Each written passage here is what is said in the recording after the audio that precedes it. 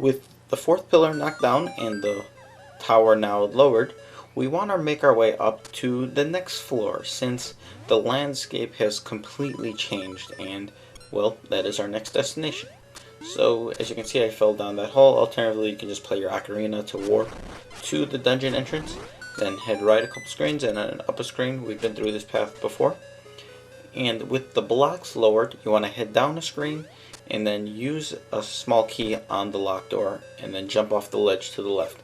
Alternatively, you can just come around to this room the long way.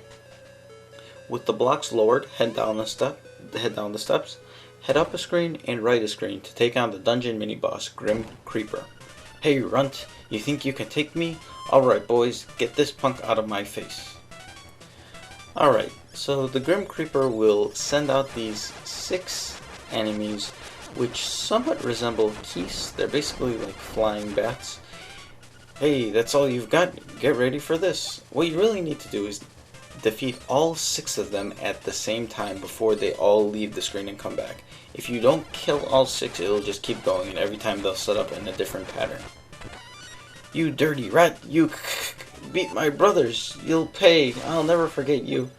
Okay, and then the Grim Creeper runs off and a warp portal appears. So, it's a bit of a strange boss, but he's not that hard once you exactly know what to do.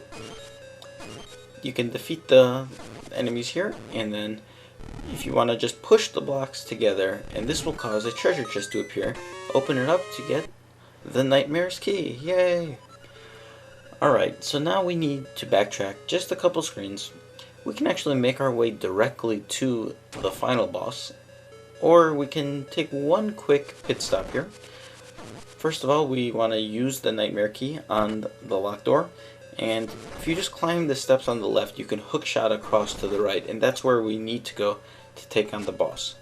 Alternatively, if you just head up a screen and then right a screen, there's a red Zol and there's a Beamos statue, but there are also 2 of these little like horse heads.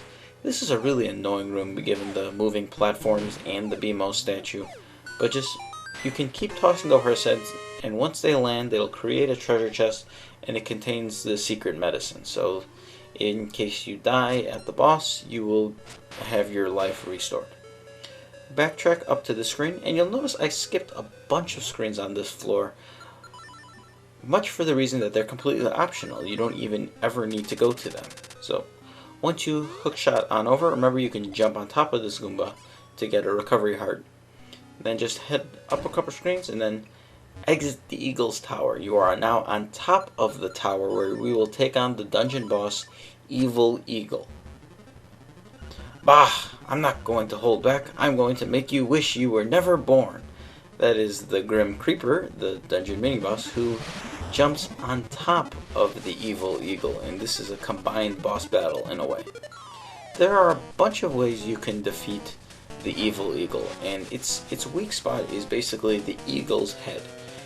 One way is if you have full power and the level 2 sword, you can basically shoot your beam sword at him, or if he's low enough, you can just slash at him with your sword.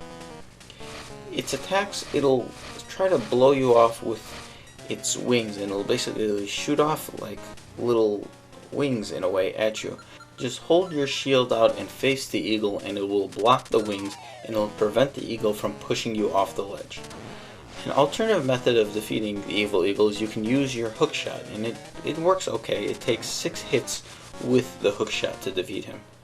And alternatively, I'm just flashing through the video here, you can use your arrow, your bow and arrow, and it takes 12 hits to defeat him with the bow and arrow. So the best method is if you have the level 2 sword, or if you have the hookshot. Those are the best methods. So just keep hitting him. He'll just keep repeating the same 3 phases. He'll dash across the screen. He'll shoot these fire, these. I suppose it's sort of like, I don't exactly know what he's shooting at you. I think it's just the Grim Creeper's little bat-like enemies that were surrounding him during the mini-boss battle. So just keep hitting him. The hookshot works well since, well, it takes only 6 hits to defeat him. And once he's been defeated, My energy gone. I lost, but you will be lost too if the windfish wakes. Same as me, you are in his dream. So more about this windfish sleeping, and we are going to be lost if he awakes. Okay, so let's go and wake him so we can get lost. Anyway, pick up the heart container, and that brings our total life up to 12 total hearts. Enter the Eagle's Tower, jump off the ledge to the right, and pick up the 7th instrument of the Sirens, the Organ of Evening Calm. And that's pretty much going to do it for Chapter 7. It's Chapter 7 of the Link's Awakening walkthrough. Join me for Chapter 8, where we will head on over to Turtle Rock, where we will get the 8th instrument of the Sirens.